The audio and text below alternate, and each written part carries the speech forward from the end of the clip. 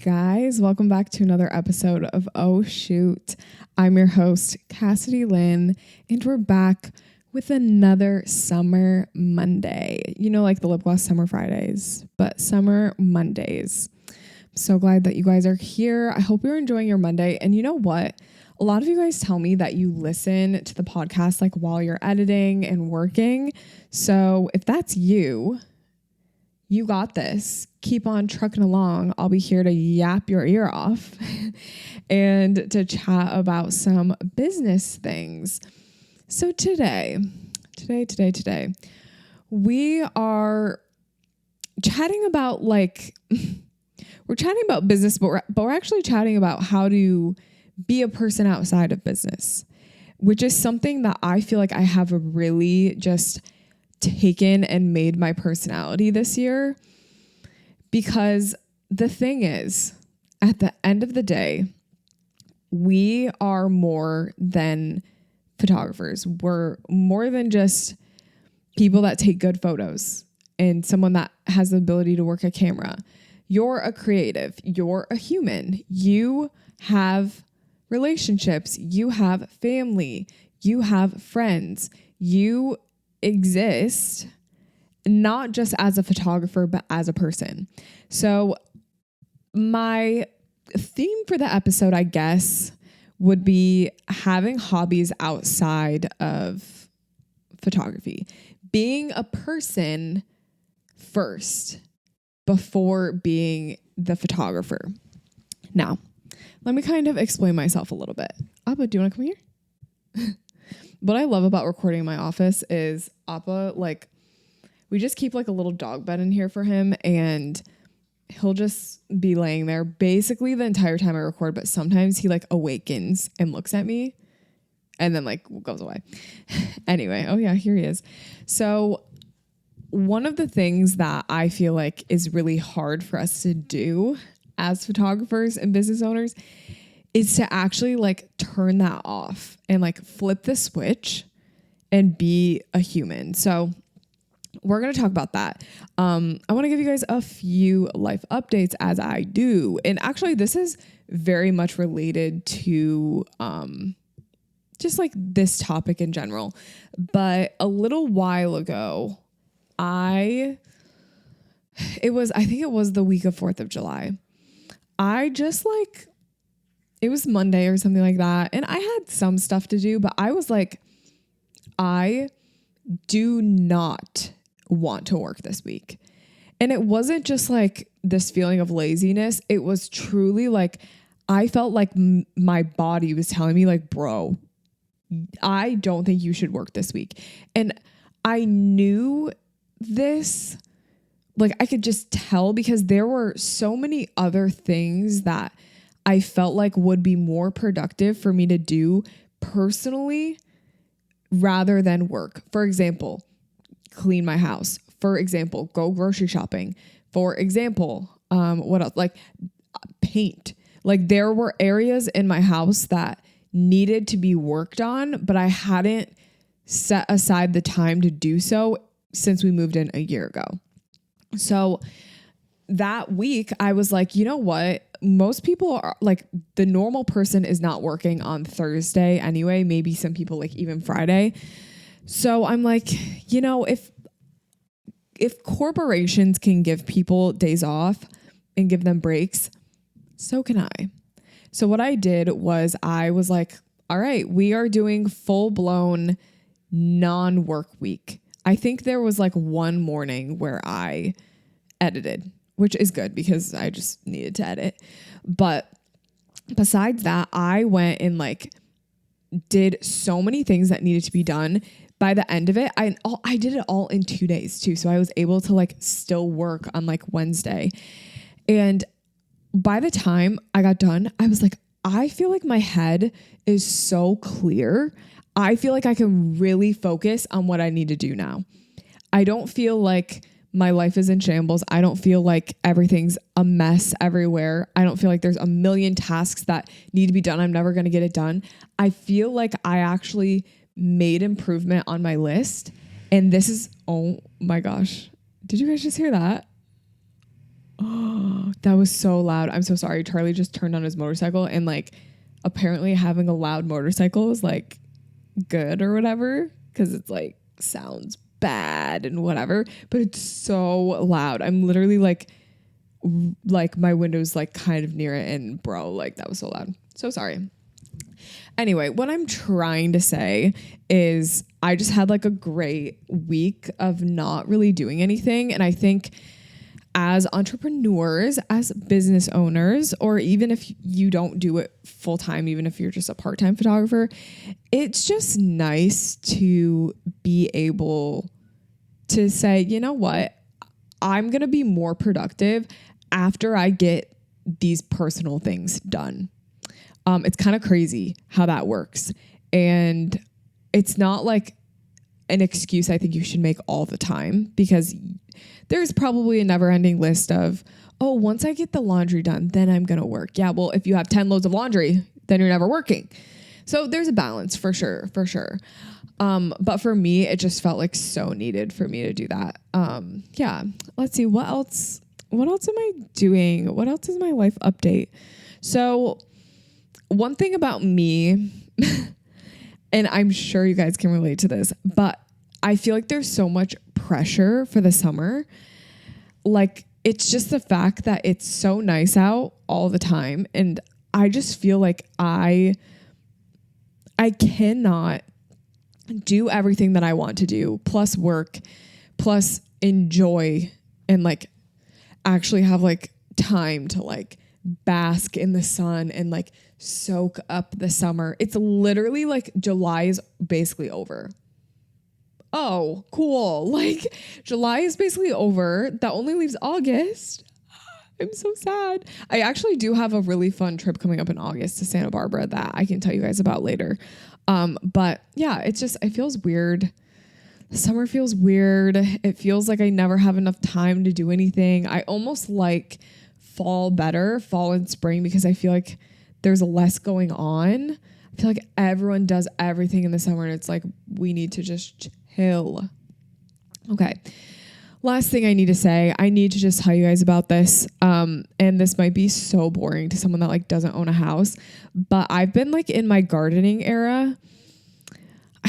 I don't know what it is, but like we have this like cute little pergola in our backyard. And if you don't know what a pergola is, it's basically like it's kind of like a structure, like a wooden structure. It's actually over like our outside dining table and stuff. So it's like this big wooden structure. And a lot of the times people like grow things on top of it. And so like that literally is like my life goal, is to have like the whole thing covered in just like a beautiful flowering plant. So I decided that I was gonna, like, I did a bunch of research on types of plants that would climb like that and flower. And I landed on a rose. It's actually a rose called a rambling rose. Yeah, that's right. I know what I'm talking about. I literally Googled for like 2 hours. Anyway, I bought these 2 rambling rose plants. Okay. Planted them in the areas they need to be planted. Then here's what happened. Let me tell you about my beef. Charlie is extremely allergic to like this one vine of poison ivy. It's called like Virginia creeper is what it's called. And in our backyard, growing over our fence, was a strand, a really like full thing of Virginia creeper. And Charlie's like, that stuff cannot continue to grow out here because I will not be able to go in our backyard. So me being the protector was like, I will help you. I went and got this like vine killing spray, and I went to town on this thing. I sprayed it all up and down. It's starting to die. It's basically completely dead, which is great. However, guess what's right next to that vine? Oh, my roses that I just planted. And I think I got literally 2 drops of this spray on the plant. Now my roses are dying. So I'm in my gardening era, but I would say it's more of a failed gardening era at this point. So yeah, if you guys have any gardening tips, rose tips, let me know. Your girl's just trying to have a cute pergola. That's all I could ask for. Okay, let's get into the episode. Let's talk. I don't know how long this episode's going to be, guys. We're just going by the seat of my pants today. So let's talk about having other things besides photography in your life. So first I want to say, I guess I want to ask you guys, do you feel like you have any hobbies or creative outlets that are not photography? So let's just start there. What do you guys like to do? Like, let me be so real with you. Besides photography, besides running your business, what do you do? Really think about this, because I've asked people this before. I've asked photographers this, and guess what the answer usually is? I don't have anything that I do. You guys need to be doing stuff. We need to be living life. Okay. So what do you like to do? Do you like to go on walks? This is actually something that I think can be business oriented. You can go on a walk and answer some emails. You can go on a walk and make a phone call. You can go on a walk and plan out content. Okay. So that can be a hobby, walking. Let's say, do you like going to concerts? That's fun. That's something that humans do to enjoy their time. Is there a specific artist that you love to see? Are there specific venues you like to go to? Concerts is one of them. Okay. For me, I love a good concert. And I think that's like such a fun way to let loose and just have fun with it. If you really want to, that can be a fun creative outlet too. You could bring like a little digital camera and just take some pics of the artist. Like that's a great, fun way to express your creativity, do something that you love to do. Let's see, what are some other things that you can do? Painting. I have always loved visual creative things like that. Painting is something that I really love. I love like watercolor and like acrylic specifically. I feel like I'm really good at watercolor. So painting could be one of them. This is so niche and random, but around Christmas time, I did like a paint by numbers party at my house, and I ordered like a bunch of these paint by number kits from this company, and I didn't know it, but like they were entering people into a giveaway. Like everyone that bought from them was going to be entered into this giveaway, and I ended up winning the giveaway, and it's free. For a full year, I get one free paint by numbers kit every month. So I have like 6 or 7 paint by numbers kits right now at my house. And something fun that I did the other night with Charlie was we just did a paint by numbers. It's just like a fun creative outlet. It's kind of mindless, but it still is something that I feel like is a fun little hobby. So that can be one of them. Let's see. Is there an exercise or some sort of physical activity that you like to do? And I'm gonna argue that this is probably one of the more important ones to implement into your life, because when you're doing photography, you are shooting a lot, but you're mainly editing a lot. You're mainly behind a computer a lot. So it's really, really good to do some sort of fitness, whether that is walking or running or a fitness class or swimming or literally whatever it is you like to do, biking. I do Pilates. It could be yoga, could be cycling. Like, what are those classes called? Like spin class, kickboxing, jujitsu, karate. You can do anything you want. Boxing. Did I already say boxing? I think I did. The only thing worse than taking too many photos while you're shooting is getting home and then having to edit all of them. Here's some ways to speed up your editing workflow without losing any quality in your work. Today, I want to introduce Aftershoot Edits 2.0. You can experience the most consistent edits straight out of Aftershoot. One of my favorite things about Aftershoot is their upgraded white balance and exposure AI models. Even if your lighting varies during your session and you have a lot of drastic changes, Aftershoot's able to instantly fix any blown out highlights, murky shadows, and overall, this feature allows you to have balanced photos no matter what your lighting conditions were. Another way to speed up your editing workflow is by using AI masking in Aftershoot Edits 2.0. This feature allows you to selectively edit your images through masking. With AI masking, Aftershoot can automatically select your subjects and adjust them to really make them pop in your image. Another great way to save time while you're editing is to use Aftershoot's advanced cropping and straightening. This tool allows you to customize and select any aspect ratio, and it even automatically crops in your photos so that the focus is more on your subject.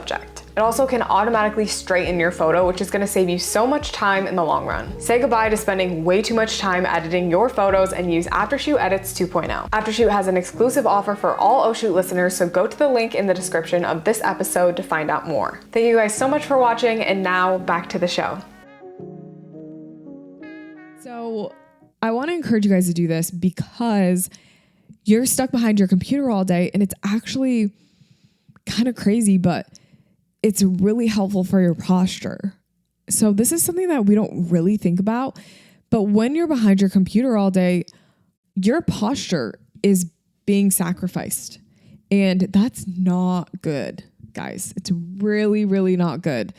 And I mean, an example of this, literally my youngest sister, she pinched a nerve in her neck because her posture is so bad.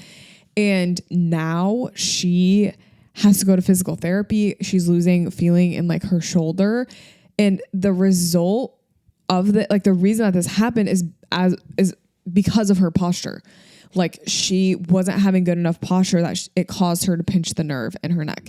And not to scare you guys, but like that is a real thing. If you're hunched over all the time, it really messes with your back. And something that we say in Pilates, something that my instructor says in Pilates is, in order to have good posture, you have to have the back muscles to support the posture. Otherwise, it's so hard for you to have good posture. And that really struck home with me because I have had pretty bad posture basically my entire life. And I've been feeling like as I've been more physical and doing Pilates specifically, but it can be any workout. You could be lifting, just working on your back muscles. It really does help you maintain your posture. Like it's crazy how much physical activity contributes to your ability to maintain good posture. And this is something that we're talking like, this matters for your whole life. Okay. If you don't do photography your whole life, that's fine. If you don't have good posture your whole life, that matters. As you get older and older, it's really hard to like get your back into a position of good posture. Like you need to start the habit now. So having good physical activity, specifically something that is able to stretch your back and challenge your back to do things it doesn't normally do. Maybe even set like a reminder on your phone. If you know you're going to be editing all day, set a timer for like every 30 minutes or every 15 minutes to have a posture check. And you literally pull your shoulders back, pull your like chin in to give you the good posture that you need. And a little side note on this, you can also use like posture correctors as well. Just be careful because those do like, they make your core not as strong. So be careful with that. Make sure you're like doing core workouts as well. But if posture is something that you feel like you do really struggle with, like a posture corrector is something that could help you for sure. Okay. Back to the hobbies thing. Physical activity is so key.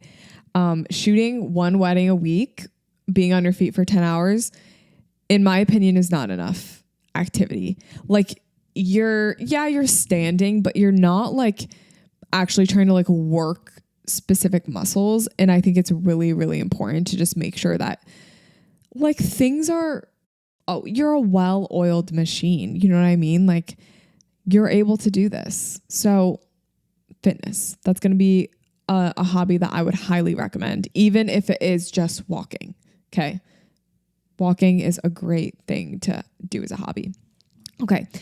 Let's go back to some fun ideas. What are some things that you guys enjoy doing outside of photography?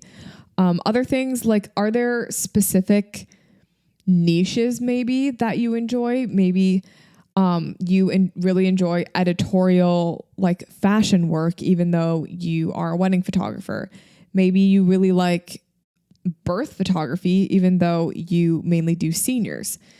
So are there specific niches that you enjoy doing that are outside of your niche? This to me can count as a hobby, because if it's not something that you're getting paid for, if you're just doing it for fun, like concert photography, if you're just doing that for fun, I think that can be a really good creative outlet. As creatives, sometimes photography is does not become the creative outlet anymore because it's our job. And because we do it so often, we can turn a creative outlet into a prison. We can turn it into a cyclical routine and a cyclical thing where you're not creative anymore. You're in fact doing the same poses every single time. So it's going to be important to have hobbies that fuel the creativity. Unfortunately, when photography becomes your job, the creativity can get lost in it all. And your creativity no longer feels fueled. It feels empty. It feels lifeless. It feels draining. So you want to be doing creative things that are fueling your creativity. For example, if you love fashion, putting together outfits, like something as simple as that. Maybe you love interior design, redoing a room in your house, or going on Pinterest and planning your dream home. Random things like that are a creative outlet. If you enjoy drawing, that's a creative outlet. There's so many different things that can be creative outlets. Like if you enjoy video and you're a photographer, that's a really fun creative outlet. So I want you guys just to think about you and your brain and the things that you enjoy doing. What are some of the creative outlets that you can apply into your life and allow you, it allows you to, I don't know, continue to do photography without being burnout. Essentially, what we're doing is we're preventing burnout. We're preventing us from feeling like we don't ever want to pick up a camera again because turning it into a business ruined it for us. That is never what we want. And a way to avoid that is by having other creative things that fuel what we love. Reading. This is a great one. You guys know I love reading. I go in waves for sure, but for the most part, I cannot get enough of a book once I pick it up. And this is such a fun creative outlet. I almost, for like my brain, like it's not so much like visually, you don't see anything but words on a page, but in your head, you're able to picture everything that's being described. And it's really, really good for you to read. Like, even if you're just reading like some random romance novel, like it's just so much better than your phone. And this is something too that I want to point out. I want you to notice, like, how often does your phone take up times in your day where maybe you could be doing more of a creative outlet? I think phones and social media, they don't fuel creativity. They suck it. It sucks it out of you. Unless you're able to get on social media through the lens of, okay, I'm doing research right now, I'm doing content research, then it can fuel creativity. But for the most part, it is a mind suck. It's not a mind fuel. So don't allow social media and your phone to become like your only hobby. That's not a hobby. That's like not, it's an addiction. So that's something that I want to encourage you guys with. Like, basically what I'm trying to do is, instead of you guys going right to your phone after you finish working and after you finish doing photography for the day, instead of that, I want to encourage you guys to go for a run, or I want you to pick up your paintbrushes. I want you to pick up a book, whatever it is. And I also think that like mindless TV is also not really a good creative outlet. I mean, don't get me wrong. I love my fair share of trash TV, but I think it's important to know the boundary with it. Okay. Something that I think is an interesting comparison, when it comes to having hobbies outside of photography, it's similar to an educator having a mentor. So it's similar to, like, let's say me, I mentor people, but I also have someone that mentors me. So making sure that that creative circle, the creative circle of life is there. and it's in place. If your creative circle of life is give, I'm giving to my clients, I'm taking photos, and it's all for work. You are putting your effort into people, but is any effort being put into you? Oh my gosh, probably not. So what are some of the things that can allow you to fuel the creativity? I think every single person is different, and maybe you're sitting here and you literally are like, Cassidy, I do not know. I don't have anything. And maybe there aren't really things that you've felt drawn to before in your life. Like, now is the time to just try everything. Maybe it's cooking. Maybe it is shopping. That is not a great creative outlet, but I will say thrifting could be a fun outlet. It's relatively inexpensive, and it requires vision. I think that's kind of where I'm going with all of this. Creative outlets require vision and kind of allow you to almost make a commitment. If you commit to Pilates, you are committing to, okay, I want my body to be more physically in shape. If you're I'm gonna start doing walks, you're committing to your body being in shape. If you're gonna commit to, okay, I want to start thrifting and use that as my creative outlet, you're essentially, it's just I'm asking you guys to commit, okay? Get in a serious relationship with something other than photography. Stop being married to photography. Even something like film photography is a great creative outlet. Essentially, these hobbies and creative outlets should not be tied to making money, is what I'm trying to say. It doesn't have to be anything crazy, but something that fuels your creativity that just isn't something you're paid for and something that you haven't made a business of. I do think you're able to make photography your creative hobby and also still allow it to be your job. But I think you have to be very disciplined mentally while you're shooting to make that differentiation. Is that a word? I don't know. So for example, if I'm shooting, I'm basically going to be okay, here are the poses I need. I know I need to get done. I need some of these classic poses to be able to get my session complete. But am I able to switch the gear mentally and now turn it into, this session feels like it's for free. I'm doing this just based on my creative juices flowing. I'm doing whatever I want to do. That if you're able to do that mindset switch, then I do think photography can still at the same time be your creative hobby. While I do also think you should have some creative hobbies outside of photography. If you're just I really can't, then this is kind of the shift that I want you guys to make in all of this.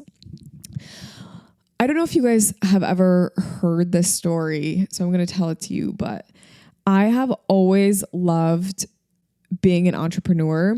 And this is how I know that in my life, I was meant to pursue creative avenues. So when I was in fourth grade, my teacher had a monetary system within the classroom. His name was Mr. Paul. And he had something called Paulers, it was classroom money essentially.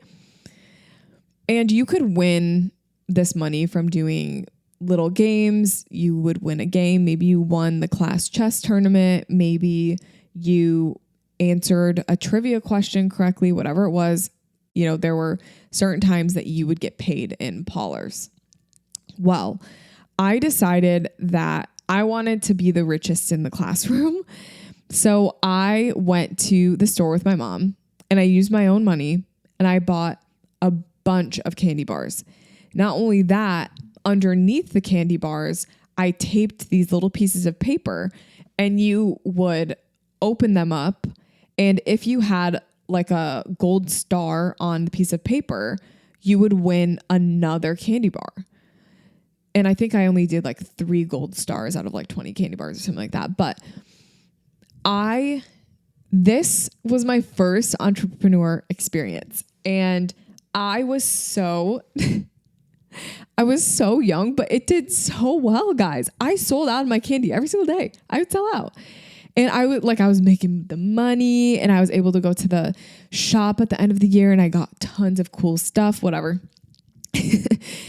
But for me, this was my first like entrepreneur experience, and I felt so creative. I even remember the feeling of like feeling so creative doing this. Like it wasn't something that I was really trying to make money off of. Obviously, I was like in 4th grade, but what I was trying to do was just like have a creative outlet. Another example, actually, in high school, I did hairstyling. This was my thing. I did turn it into a business for a little bit, and I ended up not loving doing it for a business because it was a lot of pressure and it was really hard for me. I also was young. I was like 15, and I was, doing bride's hair and stuff. It was just a lot of pressure. So I did hair, and I was charging people. I was booked out for prom every year. I was booked out for homecoming. I was doing brides, full bridal parties. Like I was doing the whole thing. And I started a YouTube channel. I was getting a lot of views on my YouTube channel, and I ended up not continuing to pursue it because it stopped feeling like a creative outlet for me and felt a little bit more like a business. And now that it's not something that I get paid for all the time, I love doing hair. It's something I've always loved, but I still love it. And I just feel like I've always been such a creative person, but I love to tie my creativity to being an entrepreneur. And so when I started photography, I did the same thing. I started doing photography for fun. It turned into a business. It's really hard for me to not turn every creative thing I do into a business, because not saying that, I'm so good. Everything I do can turn into a business. That's not true, because I don't think my hair business would have gone much further than it already did. But I just think when it turns into a business for me, that's when I start to lose that creative touch and like the drive and just like the excitement behind it all. So that's why I think it's so important to pursue other hobbies. And not only that, it gives you fun stuff to post about. Like it just adds layers onto you and turns you into a multidimensional human being. And as a human, it's so important to just make sure that we're doing like human things and we're not just like working every single day, because that's very dehumanizing, to be honest. It really is. It almost like numbs out the importance of our job. Like if you're not tapping into that creativity, essentially every person you work with is just a transaction, and that's a really bad place to be in, because we stop seeing the value in what we provide and the value in our services. That's really scary. And that's never a place we want to be in, because it's important to our clients. Therefore, it needs to be important for us. Otherwise, our clients will be able to feel that we don't value what we give. Wow. I don't even know like really where I was planning on going with all that. It just, you got the point. It's important to have creative hobbies. And you'll find that even someone like an actor has creative outlets outside of acting, because that's the thing that keeps the spark in them. For me, like launching Necessity was a big creative outlet for me. And it's not like it's this booming business that gets 500K in revenue a year. Like, it's just something that I think is so fun for me. And I love taking the pictures for it. That's one of my favorite parts, is styling the whole thing, picking the location, picking the lighting, picking the style of photo. All of that is fun stuff that I just itch for, and I love it. So for me, I did turn that into a business a little bit, but for the most part, it's just like a fun, creative thing that I have always loved doing, and I am just pursuing it. And I think when you have these creative outlets, you never know what they're going to lead to. You never know how your daily walks are going to somehow work their way into your business and somehow make your business better. Maybe you do long walks every day, and then all of a sudden you have a client that asks you to go on a hike with them for a shoot, and it's 5 miles long. Well, you're going to be ready for that because you've been walking every day. Another example of that would be like, I don't know, like, let's say you love painting and your client all of a sudden wants to do like a painting session with you.